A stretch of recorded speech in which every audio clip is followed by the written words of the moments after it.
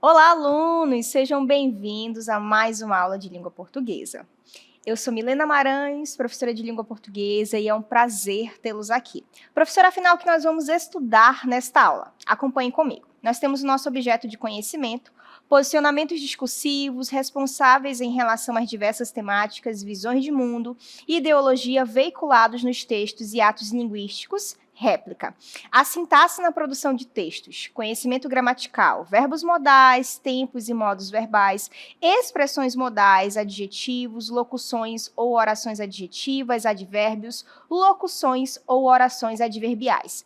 A apreciação, a avaliação de aspectos éticos, estéticos e políticos em textos e produções artísticas e culturais, etc. E o nosso detalhamento, leitura e análise de textos em diferentes linguagens e gêneros, na percepção dos marcadores discursivos, que denotam o posicionamento do enunciador em relação ao tema que expressa valores, epistêmico de probabilidade, doentio de obrigação ou apreciativo de juízo nos diferentes campos de atuação social e diversas mídias, bem como prática de análise linguística na construção dos períodos simples e compostos por coordenação e subordinação. Então, gente, vamos à nossa aula?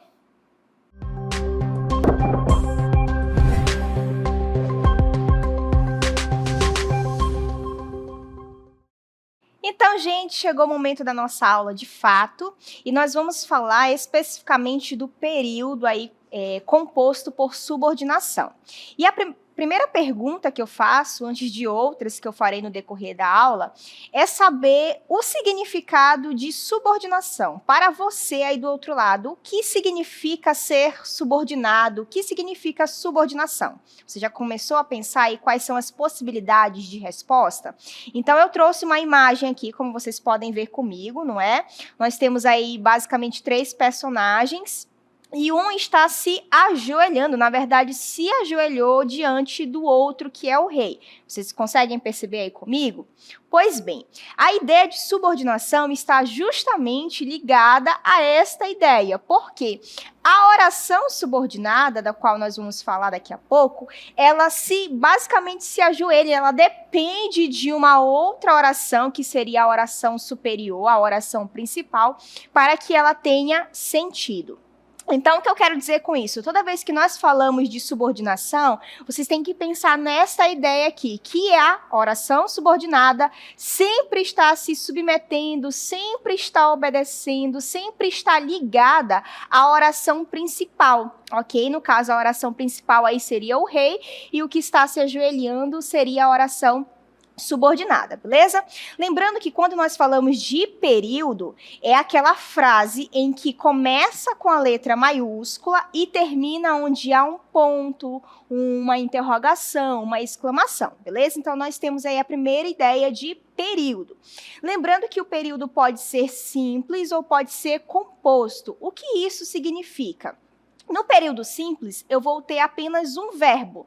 Milena faz balé, por exemplo. Se eu pensar na frase, Milena faz balé, há apenas um verbo. Então, eu chamo isso de período simples. Ou pode haver uma locução verbal. Por exemplo, Milena vai fazer balé. Então, veja que vai fazer são 2 verbos, vai fazer. Só que eles funcionam com a ideia de apenas um verbo. É a mesma coisa que dizer Milena fará balé. Deu para entender aí? Então, nós temos uma locução verbal. Então, quando eu tenho uma locução verbal ou apenas um verbo, eu tenho período simples, beleza? Agora, quando esta estrutura apresenta 2 verbos ou mais verbos, eu vou ter período composto. Por exemplo, Milena estuda e Pedro trabalha. Pedro é o nome do meu irmão, ok? Veja que nesta estrutura eu tenho 2 orações, 2 verbos. Milena estuda e a outra oração, Pedro trabalha. Então, nesta estrutura, eu tenho 2 verbos. Logo, é um período composto. Entendido? Lembrando que nestes casos apresentados, especificamente neste último caso, eu tenho Milena estuda e Pedro trabalha. Se eu apagar uma das orações, não vai fazer falta. Então, eu tenho algo chamado período composto por coordenação, no qual as orações são independentes. Se eu digo assim, Milena estuda, ok. Milena estuda, ok. Se eu digo Pedro trabalha, ok também. Veja que uma não faz falta para a outra. Então, são orações independentes. Agora, se eu digo assim, eu disse que todos vão passar na prova. Eu disse é a primeira oração, que todos vão passar na prova é a segunda oração. Mas se eu chego aqui e falo assim, ei, que todos vão passar na prova, eu acho que você aí do outro lado vai dizer assim, e o que tem a ver isso, professora? O que eu tenho a ver com isso? Porque apenas essa estrutura, que todos vão passar na prova, não faz sentido sozinha. Então, nós temos uma oração que é subordinada, e ela precisa de outra estrutura para ter sentido completo. E qual é a outra estrutura? Ela disse que todos vão passar na prova. Beleza? Então, neste último caso, eu tenho um período composto por subordinação, porque em uma das orações aí eu tenho ideia de subordinação. Beleza? Tomando como base todos esses conceitos, eu quero que vocês acompanhem os seguintes exemplos comigo. Vejam aí. O menino que amei mora no Rio de Janeiro. Ei, professora, tá apaixonada? Não, é só um exemplo. Calma o teu coração aí do outro lado, né? Então, veja aí. O menino que amei mora no Rio de Janeiro. Vamos entender que nós temos duas orações aí, ó. O menino mora no Rio de Janeiro. Quem é que mora no Rio de Janeiro? O menino. Então, a primeira oração é, por isso que eu deixei em destaque aí, ó. O menino mora no Rio de Janeiro. Ali está o verbo morar. Encontrei a primeira oração. Só que no meio dessa oração eu tenho outra oração, que amei. Olha ali o verbo amar, certo?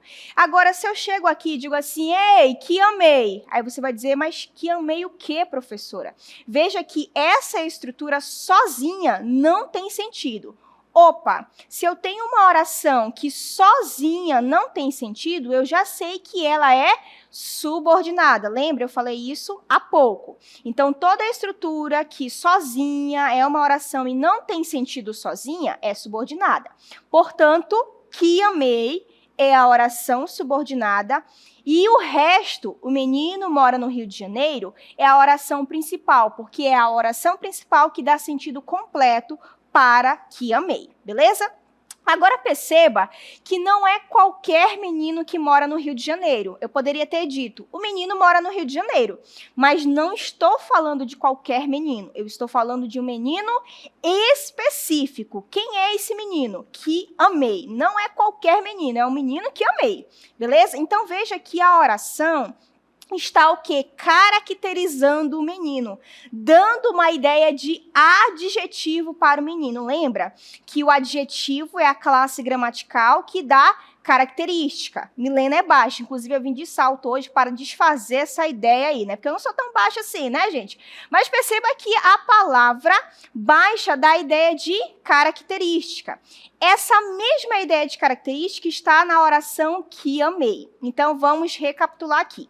Se há um verbo, é uma oração. Lembra? Toda frase que tem verbo é oração. Então, já entendi. Ela é subordinada porque sozinha não tem sentido. Então, o nome dela é oração subordinada. Só que tem um detalhe. Ela está caracterizando o menino. Opa, se está caracterizando o menino, é uma oração subordinada adjetiva. Então, especificamente, nós estamos falando aí da oração subordinada adjetiva. É uma oração porque a frase aí tem verbo, é subordinada porque sozinha não tem sentido e é adjetiva porque está caracterizando, ok? Agora nós vamos ver o conceito de oração subordinada adjetiva. Eu quero que vocês acompanhem comigo. Vejam aí. As orações subordinadas, vou falar especificamente da restritiva e vocês vão entender o porquê, tá? As orações subordinadas adjetivas restritivas têm o papel de limitar a parte de um conjunto, restringindo o sentido do termo antecedente. Por via de regra, não vêm separadas por pontuação. Professora, repete aí que eu não entendi nada. Calma, vai dar certo. O que acontece? Dentro das orações subordinadas adjetivas, eu tenho dois tipos. A primeira vai se chamar de restritiva. Quando eu falei lá, o menino que amei mora no Rio de Janeiro, veja, na verdade eu pergunto, a segunda pergunta que eu tenho, né? Quantos meninos existem no mundo? Ou existem no Rio de Janeiro, melhor, já que estou falando do Rio de Janeiro. Quantos meninos existem lá? Você vai dizer, sei lá, professora, um monte. Pois bem, eu não estou falando de todos os meninos, de todos que existem, eu estou falando especificamente de um. E quem foi esse um? O menino que amei, lembra? Então, o que significa ser restritivo? É que de um grupo gigante, eu estou falando especificamente de uma parte, eu estou limitando. Por isso que o nome dela se chama de restritiva. De um grupão, eu estou o quê? Restringindo, beleza? E aí, um detalhe para vocês sempre diferenciarem. A oração adjetiva restritiva, nunca, guarda essa palavra no teu coração, nunca vem separada por vírgula ou por qualquer outra pontuação. É sempre, sempre sem pontuação, beleza? Então, vamos ver 2 exemplos aí agora? Olha aí, o menino que amei mora no Rio de Janeiro. Já falei desse exemplo várias vezes, né? Parece até que eu estou relembrando fatos passados, mas não é isso, não. É só para a gente enfatizar aqui que, de fato, de todos os meninos que existem ali no Rio de Janeiro, eu estou falando especificamente de um, o que amei. Beleza? Agora veja outra. A blusa que comprei estava barata.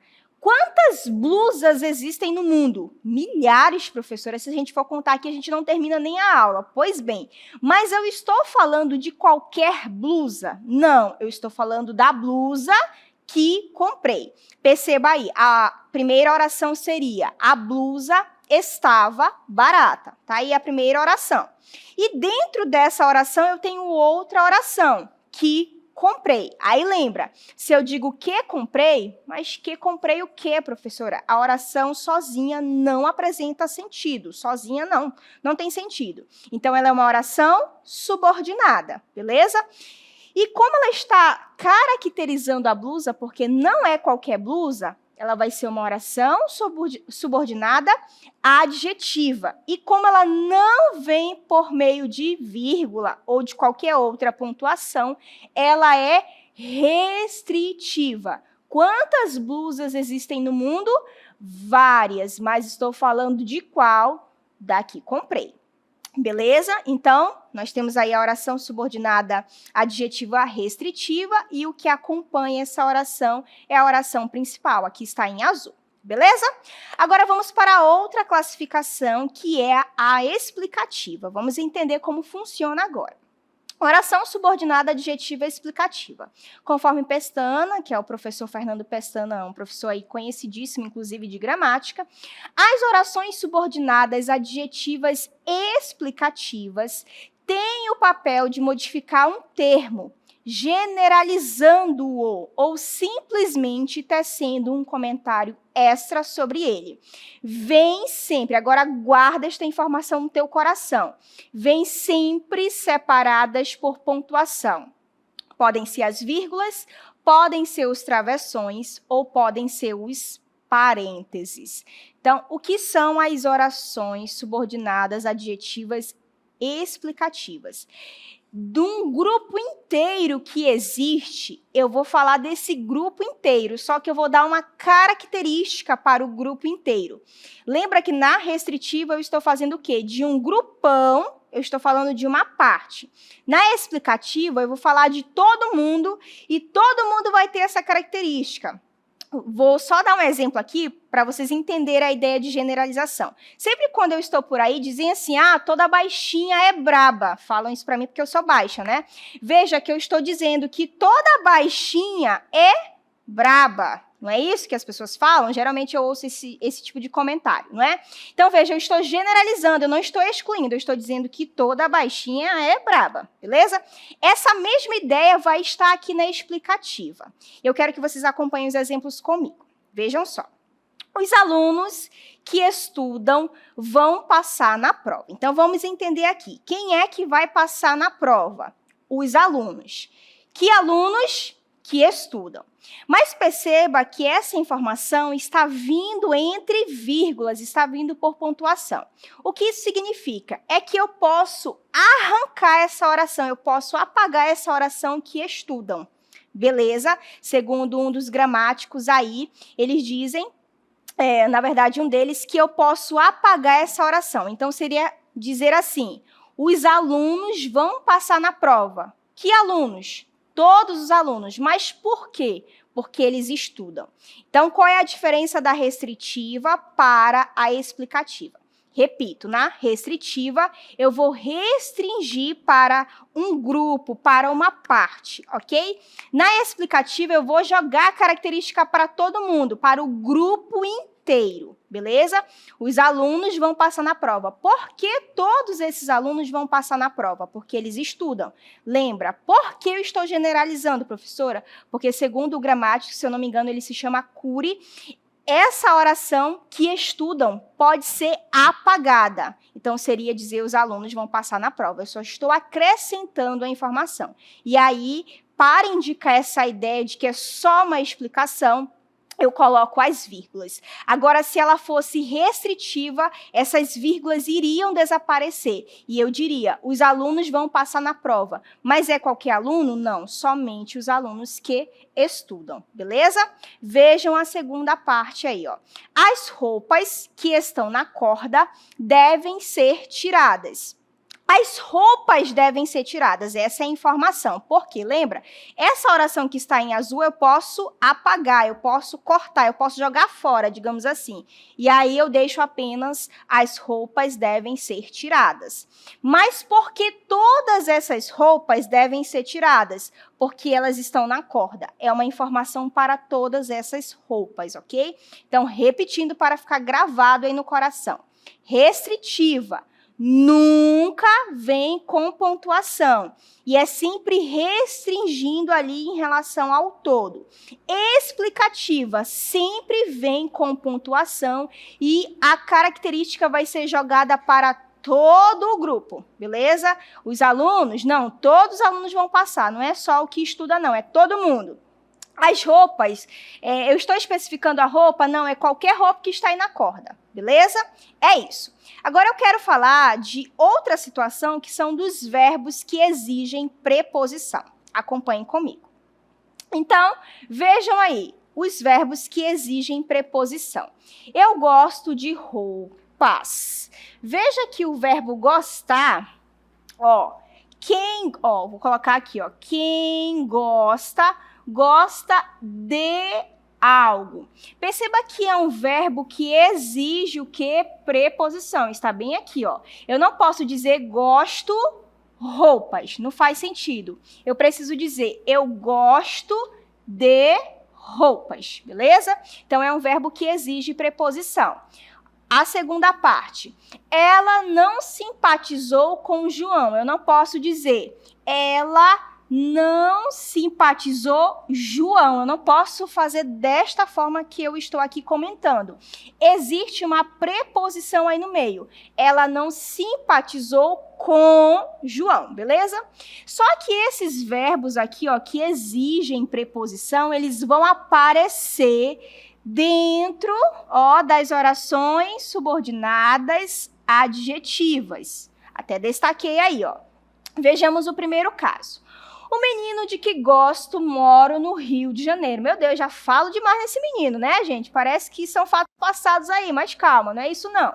Então, veja que o verbo gostar, comentei bem aqui, comentei que ele exige preposição. Só que, o que vai acontecer? Na hora que ele está dentro da oração adjetiva, a preposição não vem aqui, depois dele. Como vem aqui, estão vendo? Ela vai vir antes do pronome relativo. E eu vou já falar o que é pronome relativo. Então, recapitulando a informação. Vou até apagar tudo para nós recapitularmos. Quando existe um verbo que exige preposição, a preposição dentro da oração adjetiva vai aparecer antes do pronome relativo. Conseguem observar aí? Então, é isso. Veja o segundo caso. A pessoa com quem ela simpatizou veio à festa. Então, vou até destacar aqui, Prontinho. A pessoa com quem ela simpatizou veio à festa. Simpatizar, está bem aqui, até destaquei, exige preposição. Simpatizar com.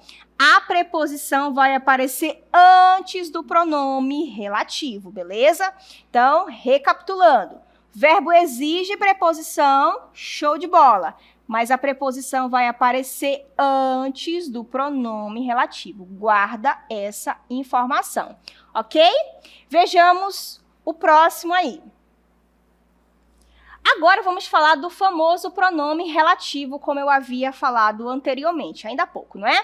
É aquele que retoma e substitui o termo a que faz referência. A professora confundiu tudo. A gente vai voltar à cartela anterior para vocês entenderem como isso funciona. Então veja aqui, ó.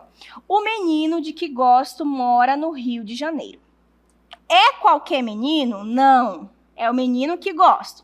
Veja que bem aqui existe um que, certo? E esse que está fazendo referência ao menino.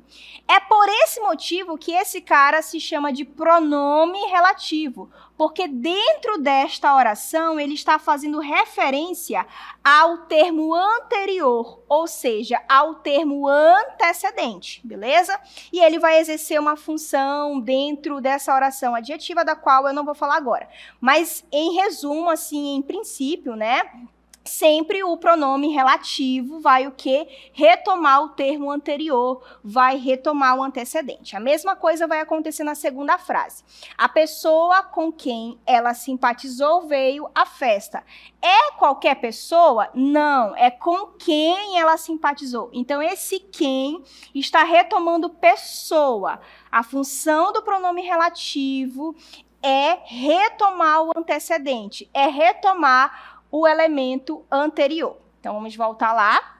É aquele, olha aí a informação de novo, é aquele que retoma, e não só retoma, ele vai substituir o termo a que faz referência. Porque, veja, se eu disser assim, ó, o menino, de novo aqui, ó, porque já que ele está substituindo e fazendo referência a menino, ele vai repetir a palavra. Olha como é que ficaria estranho. O menino de que gosto, né? Fica melhor assim. Mas se eu falar o menino, de menino gosto, olha como fica estranho. Então, para que não haja essa repetição, eu vou usar o pronome relativo. Eu faço a substituição. Beleza? É isso. Então, é aquele que retoma e substitui o termo a que faz referência, e são eles. Nós temos os variáveis, que podem ir para o masculino, plural ou singular, o qual, os quais, tá vendo? Variou aí. Cujo, cujos, quanto, quantos. E depois nós vamos ter do outro lado o feminino aí. A qual, as quais, cuja, cujas, quanta, quantas. E depois nós temos os invariáveis. São aqueles que não vão para o plural, não vão para o feminino, não fazem nada disso. E são quem, que e onde. Por que estou falando que são invariáveis? Eu não posso dizer, por exemplo, quens. Existe isso? Claro que não. Será que existe ondes? Né? Não faz sentido isso. Então, é por esse motivo que eles são invariáveis, eles não variam. Então, quais são os pronomes relativos? São esses que estão no quadro aí, ok? Nós temos o masculino, e aí temos os variáveis, e temos os invariáveis, beleza? Então, vamos só verificar aqui. O menino que amei mora no Rio de Janeiro. Esse que está fazendo referência a menino. Então, lembra lá, pronome relativo sempre retoma o elemento anterior e faz substituição desse elemento anterior, beleza? Não é qualquer menino. Eu estou substituindo aí a ideia de menino. A mesma coisa na segunda. A blusa que comprei estava barata. Esse que está fazendo aí referência à blusa. Não estou fazendo referência a qualquer outra coisa a não ser a blusa. Não é qualquer blusa, é a blusa que comprei. Então, só para vocês perceberem que, inclusive, nessas frases, o que está realmente funcionando como pronome relativo. Retomando o elemento anterior e substituindo o elemento anterior. Lembrando também que eles têm funções sintáticas. Não estou falando ainda dessas funções sintáticas porque vai ficar para outro momento, assim, né? Para vocês pensarem, pesquisarem, inclusive, aí, que função sintática é essa, beleza? Vamos falar de dois especificamente agora, eu quero que vocês acompanhem comigo aí, que é tanto o qual quanto a qual. o que acontece? Eles concordam com o elemento a que fazem referência. Então, veja só. Esta é a bolsa a qual paquerei da Milena. Então, vamos só recapitular aqui a informação. Ó. Esta é a bolsa da Milena, beleza? Já entendi isso. Mas não é qualquer bolsa, é a qual paquerei. Então, realmente, ela é uma oração, está aqui o verbo. Ela é subordinada, porque se eu falo que a qual paquerei, sozinha não faz sentido. Então, é subordinada. É adjetiva, porque está caracterizando a bolsa, não é qualquer bolsa. E, ó, existem as vírgulas, perceberam aí? Então, ela é uma explicativa. Beleza, já entendi isso. Agora, falando especificamente de qual, né, ou a qual, veja que sempre quando eu uso o qual ou a qual, eu vou concordar com o elemento anterior. Então, se eu estou falando de um substantivo feminino no singular, vou até colocar aqui, ó, feminino singular. Então, isso significa que quando eu usar o qual ou a qual, ele vai concordar este elemento com o elemento a quem ele faz referência. Então, se é a bolsa, vai ficar a qual. E se fosse, sei lá, o jogo, ficaria o qual. E se fossem as bolsas? Deixa eu apagar aqui essa outra parte aqui. E se fossem as bolsas, seriam as quais. E se fossem os jogos, seriam os quais, beleza? Então, só para vocês perceberem aí que quando eu utilizo o qual, a qual, sempre eu vou concordar com o elemento a quem eles fazem referência, beleza? Então, para vocês perceberem, eu trouxe um exemplo aí. Então, agora a gente vai fazer uma síntese a respeito do que nós vimos nesta aula. Vejam aqui comigo. Então, nós vimos o conceito de oração subordinada adjetiva. É uma oração porque possui um verbo. É uma subordinada porque sozinha a oração não tem sentido. E é adjetiva porque caracteriza o elemento a que faz referência. Beleza? É isso. E aí, dentro da oração subordinada adjetiva, eu tenho dois tipos, a restritiva e a explicativa. A restritiva porque de um grupo inteiro eu estou restringindo, eu estou falando de uma parte. Ok? Lembra lá o exemplo. O menino que amei mora no Rio. Não é qualquer menino, é aquele menino específico, beleza? E nós temos a explicativa, que eu jogo a característica para o grupo inteiro. Eu estou dando ali uma explicação explicativa porque o grupo inteiro, por exemplo, vai passar na prova, ok? Lembrando que a restritiva não vem separada por pontuação, nunca. E a explicativa sempre vem separada por pontuação. Vale lembrar também que a oração subordinada adjetiva pode ser trocada por um adjetivo. Afinal, a função dela também da oração é caracterizar, beleza? Eu sei que foi muita informação e, assim, informações muito complexas, não é? Eu espero que, de alguma maneira, eu tenha ajudado você aí do outro lado a entender. E eu fico por aqui.